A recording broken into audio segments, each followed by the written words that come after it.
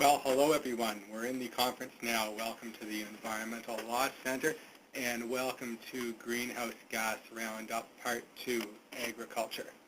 I'm Adam Driedzic, a staff lawyer here at the center, and I'll be your host for the next hour. Just to get you started, a bit of background on our organization for those who have not joined this series before. We've been around since '82. We're a registered charity based out of Edmonton but operating Alberta-wide. We benefit from core funding from the Alberta Law Foundation, especially for the information and education aspect of our programming, which includes today's session. These are our strategic objectives for the current period, and they're very much integrated. Although we happen to be in climate change today, with respect to agricultural greenhouse gas, it's easy to see how these connect.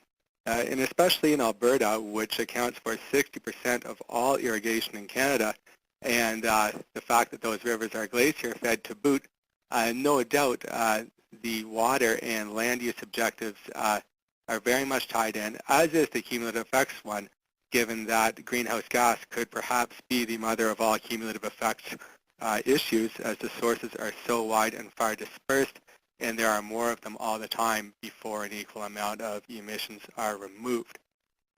So, 2009, a very big year for climate change, of course, with the Copenhagen Conference. And we have some real questions to ask as to whether we're moving towards real greenhouse gas reductions. On one hand, we have seen some action by and against the larger sources, whether those sources are a country, a province, or specific industries. The measures that we've seen so far do engage the big players. But the question that we want to ask really is, are we taking the right actions?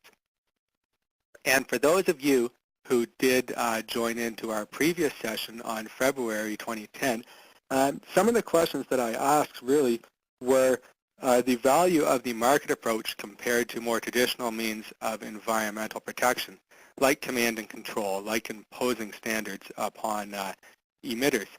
I also asked the question of whether this emphasis on smokestack emissions should be receiving the lion's share of the climate change energies when we have these land use issues that to date have largely been either forgotten, sidelined, or proven problematic to analyze. The third question I asked was whether this emphasis on mitigation through creating new projects or new measures as opposed to actually preserving land and reducing consumption in the first place is really the way to go about it. And it seems that members of the global community and the regulators are beginning to ask some of the same questions. As we move into 2010, it's no longer the year of the Copenhagen Summit, it's now the International Year of Biodiversity. As well, at the more local level, we have the Alberta Environment Budget Plan, which states outright that climate change policy is evolving, suggesting that even though our climate policy is only a year or two old, it may have to respond to new information and pressures. Now, our current climate change policy in Alberta, last updated in 2008, only mentions agriculture twice in the entire policy. One is to implement strategies to enable reductions in agriculture and forestry, and the other is to have adaptation strategies that focus on a number of things, including agriculture and biodiversity. So if we can anticipate what some of the changes might be, we would expect to see some expanded regulation based on new information about sources, and we would expect to see an increased focus on adaptation measures. And no doubt land use activities, including agriculture, will play a huge role in both of those objectives if they are to be what we predict. So we've created a series of questions to ask today, and among those are, will these international agreements influence land use activities? And number two, what opportunities exist for those who do affect land use to participate in the carbon market, either as sellers or buyers of offsets and credits? And number three, will we see liabilities eventually attached to agricultural industries and producers, much in the way that those liabilities currently attached to the large emitting industrial sectors. One thing is absolutely certain is that a changing environment impacts agriculture. Alberta Agriculture and Rural Development stated that because we're a northern country, we can expect to see some greater impacts. These will include increased variability in weather patterns that will have a direct effect on management decisions respecting crops, livestock, and water use. And given that Alberta is the second largest agricultural economy in Canada after Ontario, we can expect that any changes to agriculture would have a disproportionate effect here in our province. The other near certainty is that the law and policy of climate change will impact agriculture no matter what. If we do go to cap and trade, then on one hand we will see an increased demand for offsets, which can be created by producers, perhaps even windfall gains to those who sit on the capacity to produce offsets. But on the other hand, we are going to see an increase in production costs as regulated industries such as fertilizers, chemicals, and oil and gas experience greater costs, then they will pass them on. Agriculture, of course, is a large consumer of all those products. So definitely an impact to be felt by agriculture. But then the next issue, of course, is whether agriculture itself impacts climate change and how much. Because this entire sector can either be a sink or a source. It can be a sink if we have biosequestration, basically carbon and capture and storage through natural processes, whether that's the biomass of plants and trees or whether that's upping the content of organic carbon in the soil. Right now, the United Nations Food and Agriculture Association says that agriculture is responsible for about 14 to 18% of global greenhouse gas. So similar to transportation. The U.S. Environmental Protection Agency says that it's responsible for 8% of their emissions, and Canada's National Greenhouse Gas Inventory says agriculture is responsible for 7% of our national increase. Basically, it's a net source of about 45 megatons, attributable primarily to the growth of the animal industries and the use of synthetic nitrogen fertilizers on the prairies. Alberta's own Climate Change Central concedes that Alberta is responsible for about 1/3 of Canada's agricultural greenhouse gas emissions. And if we have a look at the province itself, here you see 8%, much like the United States, far below the global average. One thing is certain, though, is that agriculture is probably the largest producer of greenhouse gas that's not yet accounted for. If you look at the big wedges of the pie, those other ones are all subject to some kind of measure, whether that's a reduction target or emerging fuel standards, and it's possible to anticipate what might be waiting in the wings. It's also possible to speculate why the regulatory regimes may be a bit slower on picking up agriculture, in that accounting is a major issue and largely inconclusive.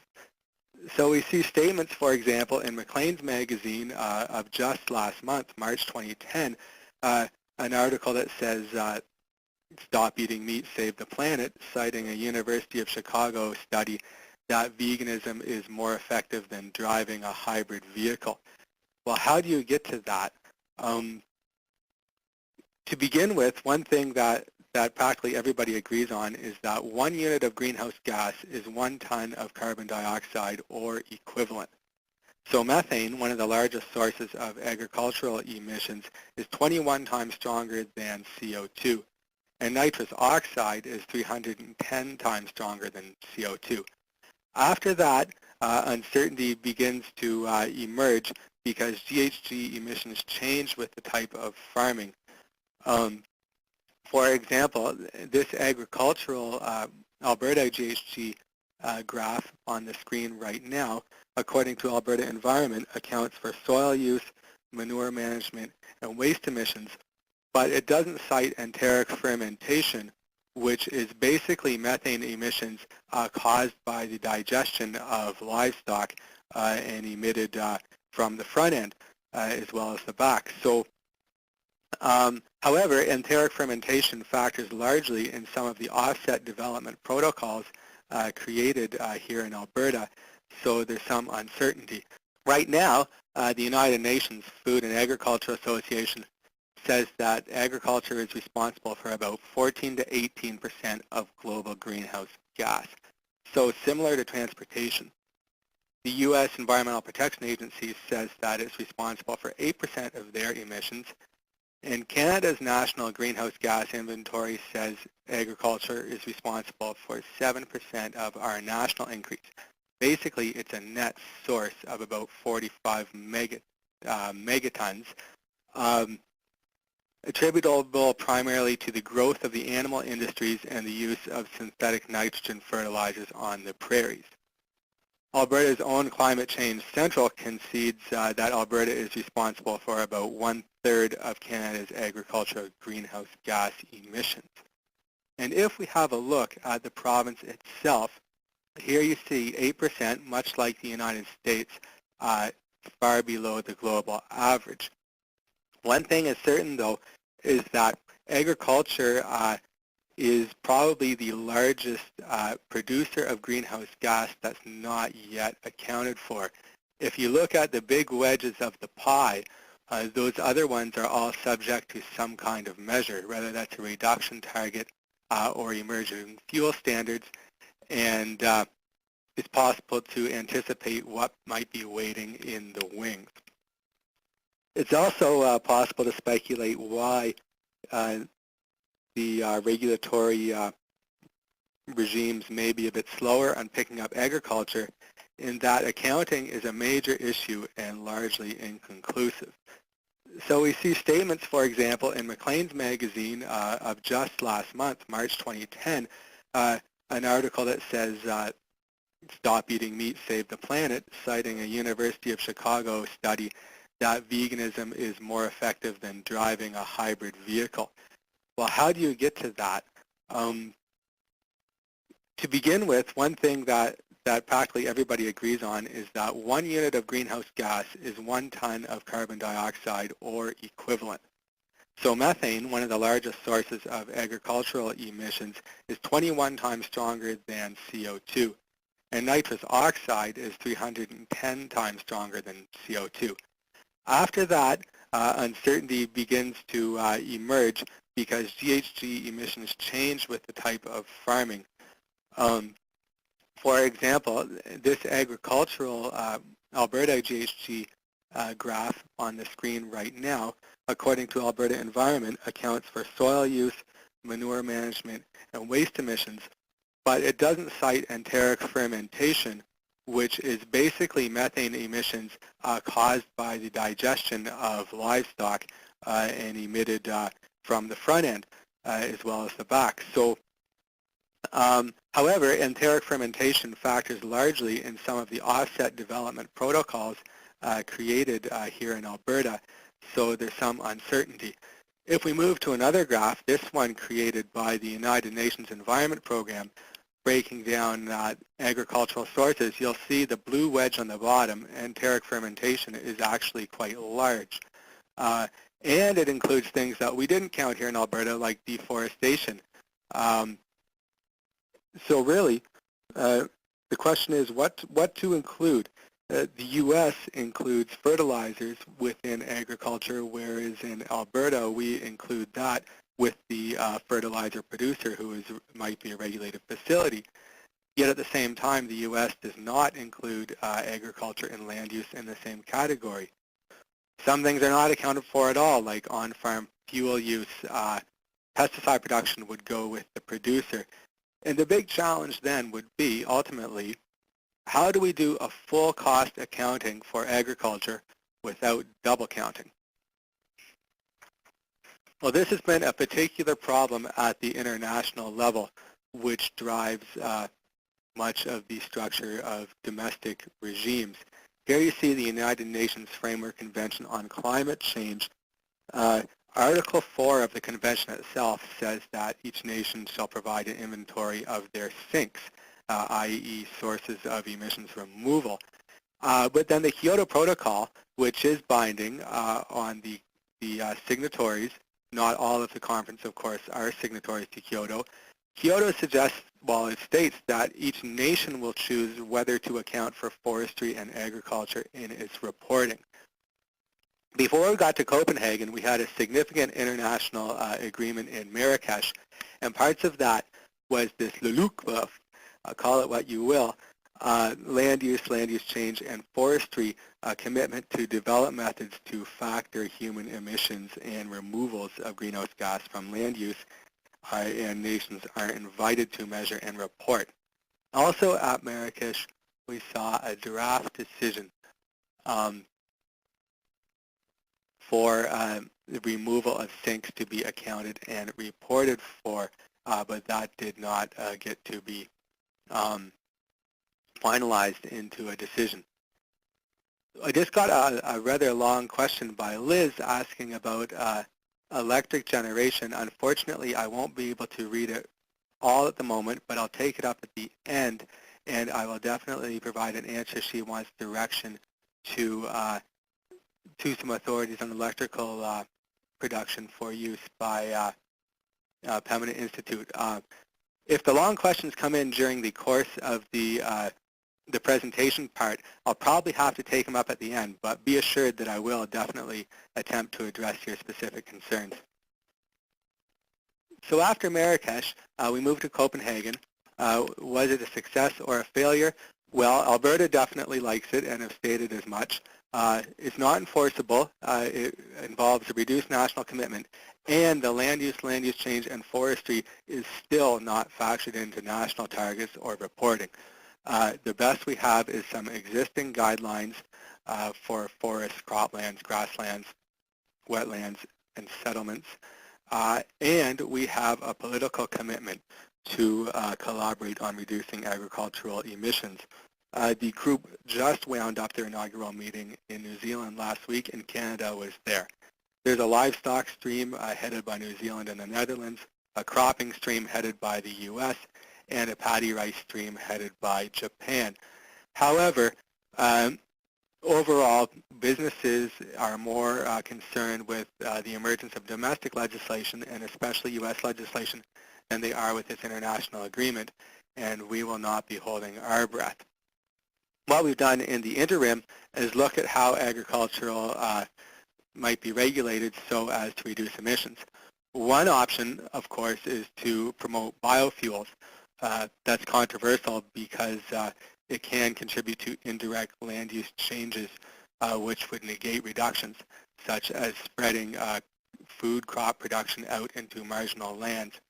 Others are in favor, saying that it produces opportunities for real carbon capture and storage on top of the fuel production facility. Manitoba does have a Biofuels Act in place and a mandated fuel standard. The feds have stated that they will proceed with their mandatory renewable fuel content regulations, which we expect to see published in the Gazette this year and in force by September of this year. Agriculture Canada stating that this was a commitment made to farmers in rural communities. The U.S. EPA has also proposed a renewable fuel standard. However, it favors more advanced fuels over corn ethanol and grain-based fuels.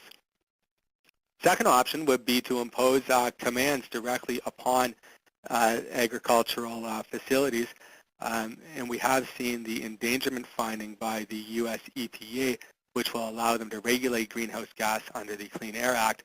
That is strongly opposed by a coalition of large agricultural industry organizations. Third option would be to incorporate agriculture into a market scheme such as cap and trade, where agriculture would be forced to reduce or buy permits or exercise some other compliance option. New Zealand will include agriculture in their cap and trade scheme, or I should say their domestic trading scheme, after 2015, but it won't make the first stage. There's been some rumbling at the federal level that agriculture might be included after 2020 here, but again, we have not even seen a regulated scheme for anybody at this time. Sweden debated a carbon tax on beef, but it did not go through. So the final option, and the one that we expect to see everywhere the fastest, is to simply provide incentives to make land a better sink or to reduce land use emissions. Basically, engage the agricultural sector with an opportunity to sell offsets. We have that in the U.S. House bill, which passed. It's not in the U.S. Senate bill, although a strong coalition is pushing for that. It is in the proposed federal regulations that are not enforced, and here in Alberta, it is up and running. The Alberta program has just finished its third year, and we have audit results from 2007 and 2008 to share with you. So what we've done here at the Environmental Law Center is we engaged in our own feasibility study of how agriculture could be directly related. And we followed an outside recommendation, one from the International Food and Agricultural Trade Policy Council and International Center for Trade and Sustainable Development. They recommended that the best practices would lower emission output directly, keep land out of production, and plant trees. And what they proposed was to identify the easiest measurements, then use existing powers to regulate, especially powers to regulate large-scale livestock, because they're generally very clear. They allow you to set standards for numbers of animals and waste handling, which allows you to bring about reductions through process regulations, as well as the lauded market approach of outcome-based regulations. Their final recommendation is if you do go to the market, that capping and trading agriculture directly will be technically difficult, and further that offset programs that are quite extensive could be interpreted as subsidies under the WTO. Therefore, tailor those offset programs carefully and follow specific measures. They suggest reforestation as being easy to encourage and cogeneration as being easy to reward. So we had our program assistant engage in an exercise to determine if it was actually easy to measure livestock emissions. And we discovered that there are a number of measures. The UN suggests that a cow produces approximately 0.6 to 1.4 kilograms of methane. The International Intergovernmental Panel on Climate Change says 1 kilo. Our own Climate Change Central says 1.4, suggesting the high end due to existing feedlot practices. We then went to the NRCB, the Natural Resource Conservation Board, to look at how big the existing confined feeding operations are. As far as existing applications and approvals, the biggest is 17,000, but most are between 2,000 and 5,000. Even 10,000 would be large. We plugged this into the US EPA GHG equivalency calculator and determined that basically a 5,000 head feedlot would produce 147 tons of CO2 a year. You would need to plant 3,769 trees and grow those trees for 10 years. That's for a feedlot year. Now, if a cow was to be owned and accounted for over its lifetime, then the numbers increase significantly. We use the EPA's numbers of approximately 80 to 110 kilos of methane per head. So if someone was to own 10,000 head, they would emit 17,000 to 23,000 tons of CO2. They would need to plant 430,000 plus trees and grow them for 10 years. They could preserve 159 acres of indigenous forest, but even that, of course, would produce no real reductions. So if you look at the existing reporting thresholds here, you can see that ownership over a 10,000 head herd is basically producing enough greenhouse gas to be subject to the same reporting requirements that we currently see for industrial facilities. We know that there is clear jurisdiction to regulate livestock. While both the province and the feds share environmental jurisdiction, so could regulate air quality, the province itself can regulate grazing as an activity under the Environmental Protection and Enhancement Act, and as of 2002, confined feeding operations have been regulated by the NRCB under the Agricultural Operations and Practices Act. So the NRCB can dictate the number of head. It can create technical standards to address what would have once been common law nuisances, and it can dictate manure management. And although there is not much legislation requiring that specific techniques be used at this time, with feedlots expanding, that may be warranted. So we concluded our own inquiry beginning with there being no law of any kind to enforce against agricultural GHG. We have to concur that capping and trading could be extremely difficult, especially given the small emissions on a yearly level. A quick question from Ken Larson asks if these livestock CO2 levels are adjusted to account for methane emissions. Yes, there is a methane conversion calculator. There's several, in fact, which I can forward to you that our program assistant used in his calculations. Certainly, though, regulating GHG from large livestock is definitely possible, and it may well be warranted. What we'll do, though, is we'll look at what is in place federally and provincially. Here's a quick look at the federal plan, not in force. What we will have is a voluntary offset system to support the compliance efforts of those parties who are regulated. This is to be established and administered by Environment Canada under the Canadian Environmental Protection Act. We thought we'd see a launch date of late 2009, but there's no legislated criteria yet. So as far as buying an offset in Canada, here's the principles. These are not legislated. They're design principles for an unregulated seller to create an offset project. One is, and if you look down the bottom, I flagged a couple things. One is to build on the federal pilot projects because there were a number throughout the 2000s for afforestation, for converting conventional cultivated land to prairies. And in Saskatchewan, a producers group was funded to improve land to create sinks for a pilot carbon market. And then experience in other jurisdictions, Alberta will factor largely here. You can get fast-tracked to creating a federal offset by using a number of existing Alberta protocols, including those related to beef, biogas, swine, and tillage. In fact, almost all of the proposed federal protocols on the fast track, as far as agriculture goes, they come from Alberta. And there actually isn't much else from Alberta on the fast track. So certainly the opportunities are largest in this province for agricultural producers. Submissions have been made, to my understanding, for afforestation, till, wind, composting, and biodigesters, as well as manure, although the manure protocol suggested is not following from Alberta.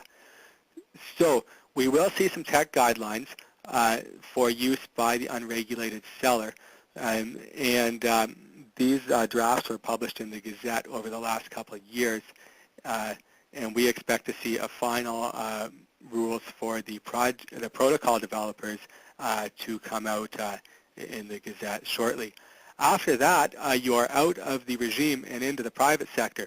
The screen's getting crowded already, but there is a number of matters that exist outside of the regulations. So quite literally, out in the field, here's what will happen. A protocol developer will need to create their protocol or use one, and then a project proponent, who could be the same person or could be different, will apply to register a project and implement it according to the protocol and then report on their results. They will need to refer to a verifier to get an assurance of their reduction claim. and then they would return back into the system to become certified and to have a credit issued, and then they will come back out of the system to bank and trade their credits on the in the private law realm. So market schemes are complex, to say the least, and that is the direction that we're going in. The opportunities are there for those who can suss them out, but a matter of complexity like that can be somewhat uncertain in its environmental outcomes. The provincial scheme looks very much like the federal one, but it's actually working. And if you look at the provincial climate change strategy, or I should say it's up and running, to reduce greenhouse gas by 50 megatons below business as usual by 2050, while maintaining economic growth in the energy sector, well, they're going to need a lot of offsets. So we have the Climate Change Emission and Management Act. It's the first in North America to actually impose reduction targets and offer compliance mechanisms. The offset program is up and running to support compliance, and there's no question under the Act that a biological sink is on par with industrial carbon capture and storage. The definitions of sinks under the Act provide a provision for each. Certainly there's some uncertainty around the biological sinks, in that for sinks to be offsets for the market, they need to have clear legal ownership. For a private landowner who is creating their own offset, that's no problem. But for leaseholders on someone else's private land or leasing Crown land, then there would need to be clear written contracts to determine who gets the offsets. And we'll talk about that specifically later on. But for now, we'll have a look at an overview of the Alberta system. Looks much like the federal system, as you can see, but with required legislation. Legislated requirements. Now, at the protocol level, all these guidance documents are available from Climate Change Central, and that is straight to the source. They're fairly complex, so I won't try and replicate them here. But I will list a number of the protocols that are up and operating. These include several for beef, for feeding, for days on feed, or for life cycle, biofuel, biogas, biomass, dairy cattle, new this year, compost, pork practices, tillage, and wind power. Each of these protocols will dictate specific features like the species it applies to, the geographic and temporal boundaries, including both the start date for the credit creation and the credit duration period. A good example is the TIL protocol, called the Tillage Systems Management Protocol. States that it's applicable to annual crops and not perennials. It creates an adjusted baseline, so everybody starts at 0 as of a given date, and if you join after that date, you're adjusted accordingly. It includes an assurance factor, recognizing that it is possible for sinks to reverse and begin emitting, and it provides for a 20-year crediting period, which is very long, but it recognizes that that's what it takes for a biological sink to be fully saturated with carbon. Overall, the land use protocols are newer and more uncertain than the energy industry protocols. The forest protocol is under review right now, and of 6 that are under consideration to be taken up, 5 of those relate to agriculture and only 1 is in energy. So we can expect to see some possible protocols for converting to perennial forage, more on soil. We expect to see pasture management, covered manure storage, wetlands management, and all these are under consideration. There is a round of protocols open for comment at this time. 3 are currently open for comment, all highly technical from a lawyer's perspective, but a producer might be in a position to comment on those. Go to Climate Change Central if you're interested. Another part of the provincial scheme that you see here that's not in the federal one is the registry. It's up and running. It registers and serializes offsets and provides a meeting place for buyers and sellers. It facilitates agreements and provides transparency, but it does not affect the sale, nor does it give assurance about the validity of the carbon credit. Those are matters for the private realm. So if you want to see if a credit is valid and you want to buy or sell, you get outside the registry, you enter into contracts for purchase and sale. And in the audit conducted by Climate Change Central of the 2007 trading year, the number one reason why people found transactions were not to be straightforward is that they did not understand how transactions would occur. So leaving the trading to the private realm has created some uncertainty for those who might wish to participate in the market. If you do choose to participate, credits can keep on being traded until they're ultimately submitted for compliance purposes by a regulated facility or until they're sold outside of Alberta.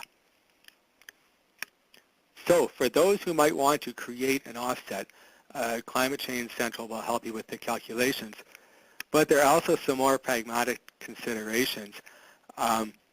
Because there is no regulation of agricultural emissions, in order for an offset to be worth creating for other than altruistic purposes, well, for market purposes, it has to be economically viable as well as environmentally viable. So the first question to ask is whether there is a market for what you want to sell. Here is the 2008 compliance year. This is how regulated facilities chose to meet their targets. You can see the dark blue edge. Some actually did improve their efficiency. The light blue wedge is the offset program. Those are people who chose to submit offsets for compliance. Now, companies can, of course, buy offsets and not submit them this year. They could hold them and submit them later, or even sell them again. But as far as producers are concerned, the concern is that big green wedge on the left, which is the Climate Change and Emissions Management Fund. You can meet your targets by paying to the fund at a rate of $15 per ton. In 2008, that accounted for 63% of compliance measures. Sorry, Liz Ferguson has just asked me a question whether that is in megatons. Yes, MT is megatons.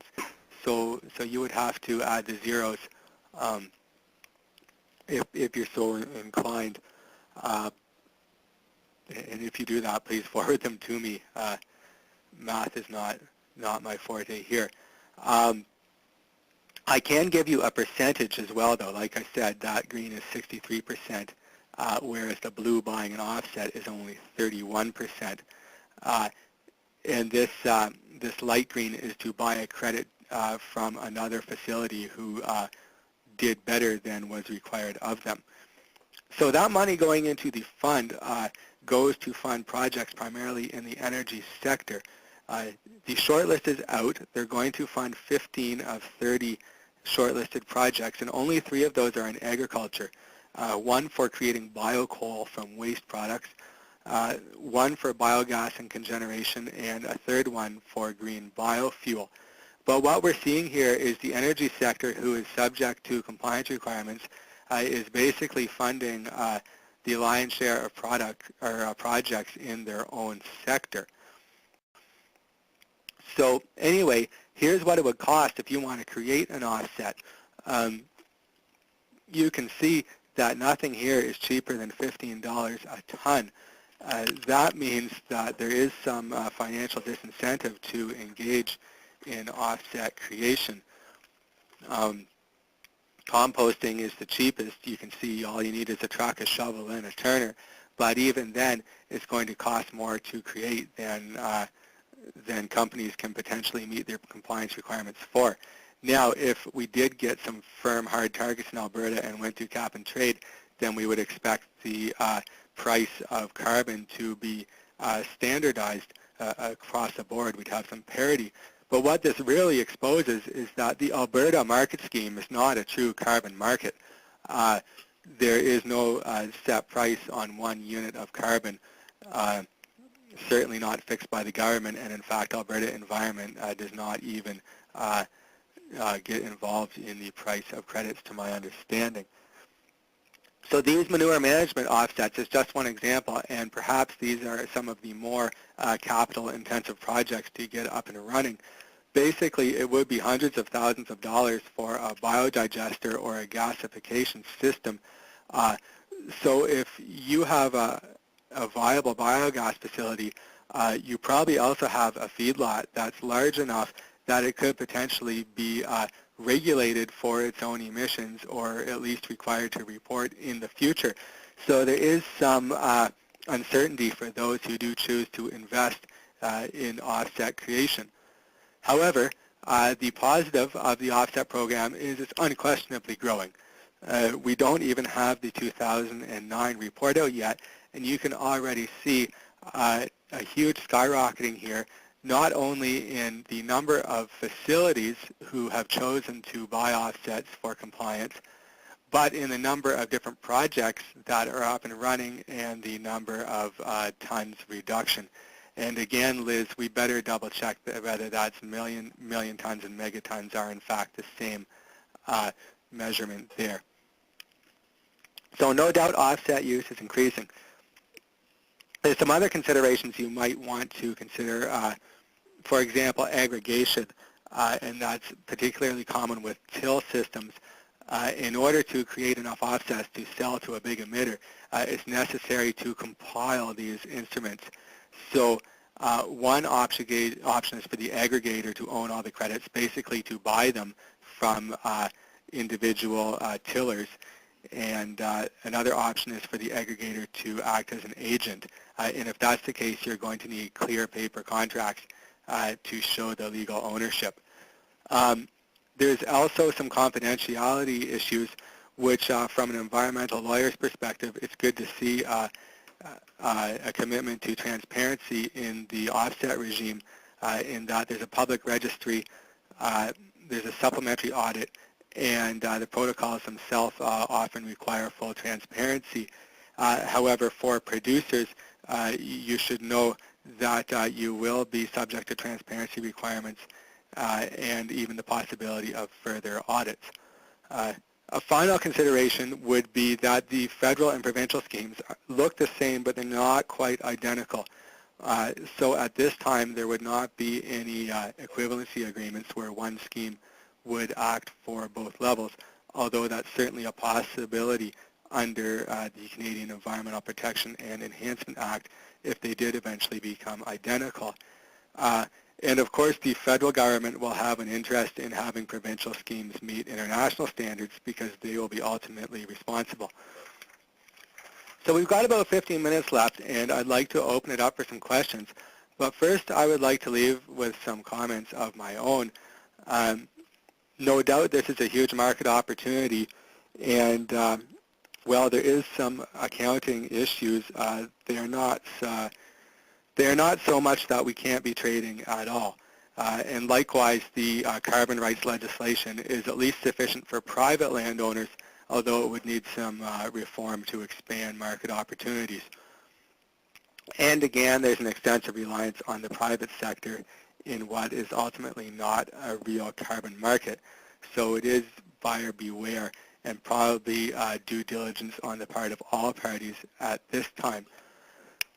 There are some criticisms here that should be brought to light, and in this entire presentation you can see there was one tiny comment to environmental benefits, and that was should have net environmental benefits on a proposed federal scheme that's not even enforced yet, and even then it's only an aspirational comment.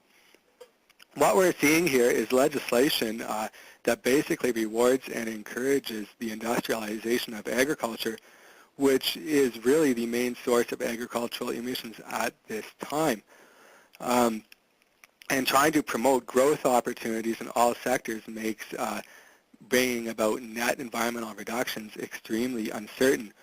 The USDA has already recognized that no-till practices actually increase pesticide use on large farms, and there's some evidence that they may increase nitrous oxide emissions of well, which remember are 310 times stronger than CO2. If we do go to cap and trade, and even under the existing market instruments, we're seeing possible windfalls going to those industrial operators with the poorest practices, because those are the ones who are in the position to make an improvement that would count as a new practice.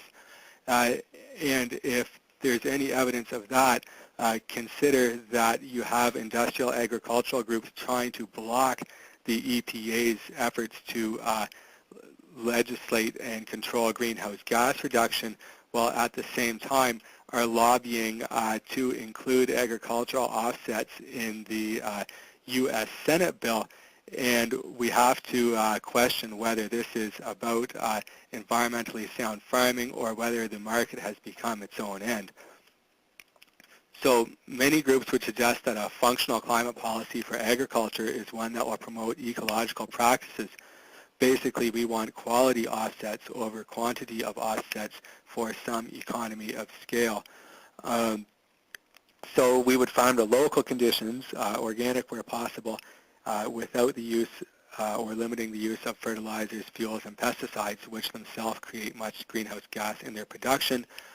We would emphasize on turning compost and manure into organic soil rather than creating more gases.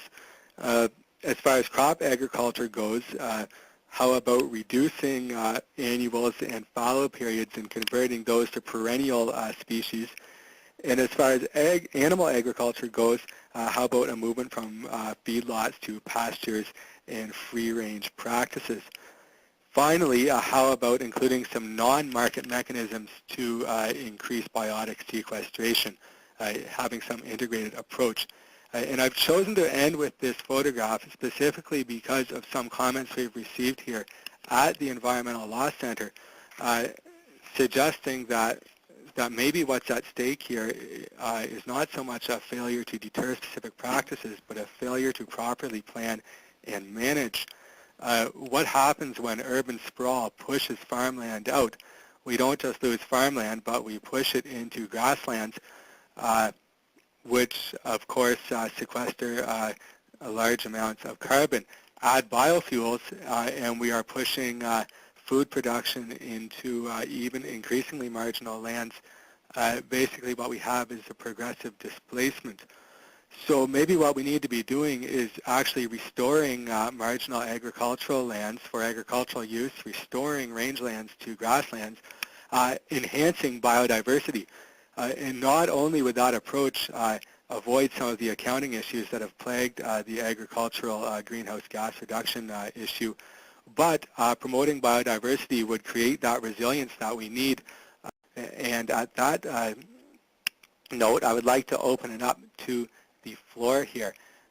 One question we've had so far is whether livestock CO2 levels are adjusted, and in fact they are. The real accounting issue is with real cost accounting, as in do you include emissions that may have been created on farm, such as oil burning, but the presentation covered that in an early part. I'm now going to attempt to read Liz Ferguson's question in detail. She is looking for the comparative economics between the green solutions presented by the Pembina Institute in January 2009 paper on greening the Alberta grid and the current plans to maintain coal-fired generative power plants. That's her first question. That is a great question, and it's a policy question. I would go straight to the Pembina Institute for that because they are more of an authority on energy policy, whereas we primarily look at legislative and common law developments, analyzing policy as a framework for what laws may be needed. But as far as the economic aspect of the policy realm goes, that is not really our bag.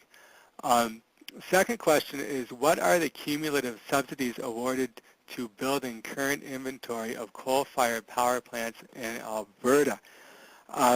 That looks like an access to information question to me, and I can't comment offhand whether that is freely available or would require a legal process.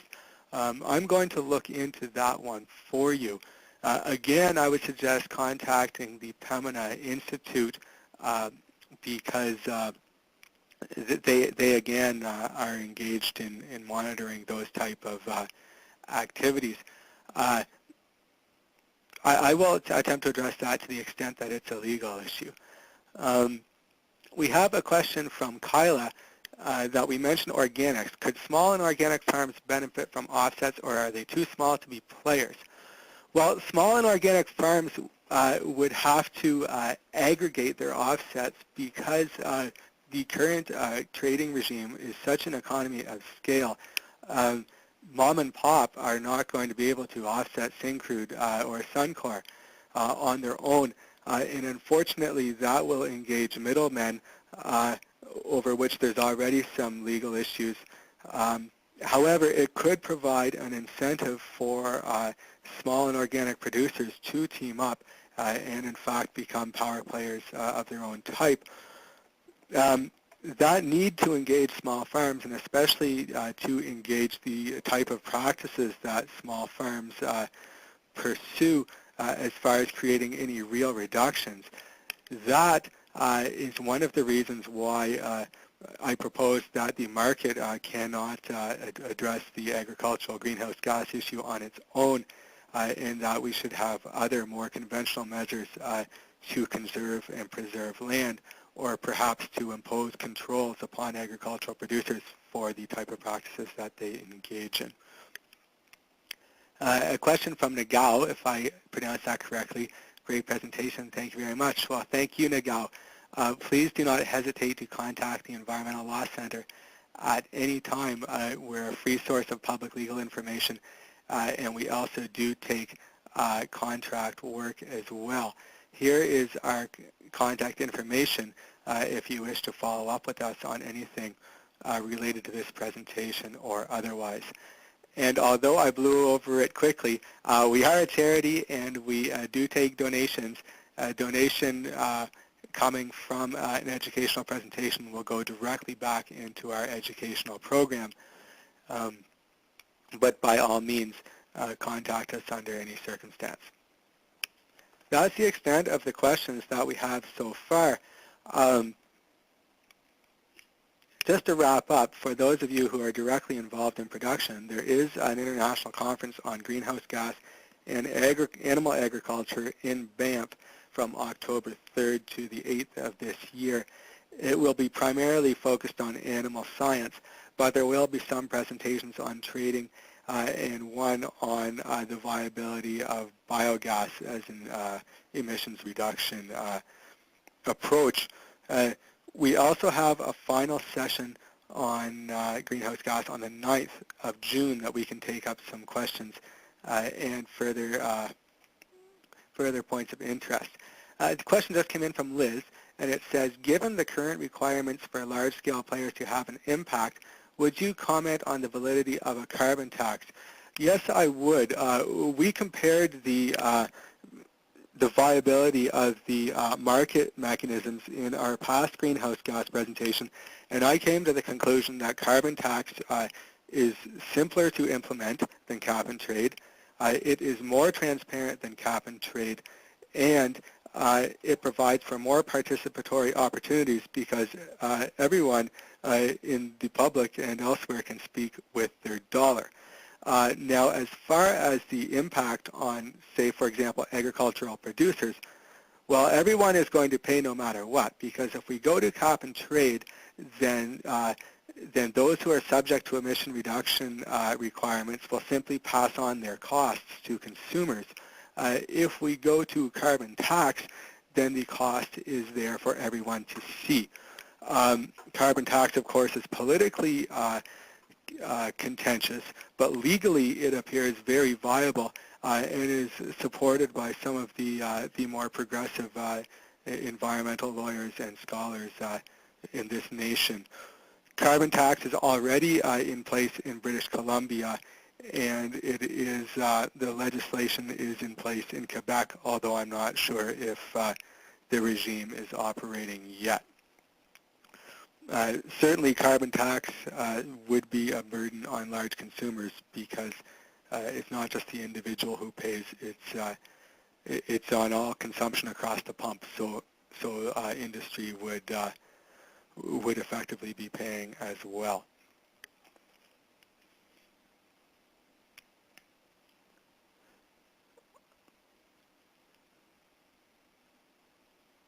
All right, well, we're at 59 minutes on our clock, so I'll have to wrap up.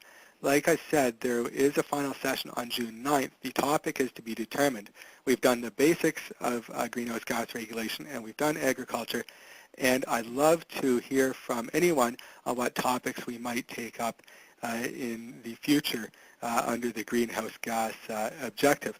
I'd like to offer a final thanks to Jason Ponto, our program assistant, who did a lot of the sleuthing and a lot of the math in this area where accounting is particularly contentious. And I'd also like to give a thanks to Climate Change Central, who I rely on heavily for this presentation and who is available for the general public interested in emissions and offsets in Alberta. Here's our contact information. Please feel free to contact us at any time, whether that's to use our services or to provide feedback. Thank you very much. I'll be signing out from the Environmental Law Center.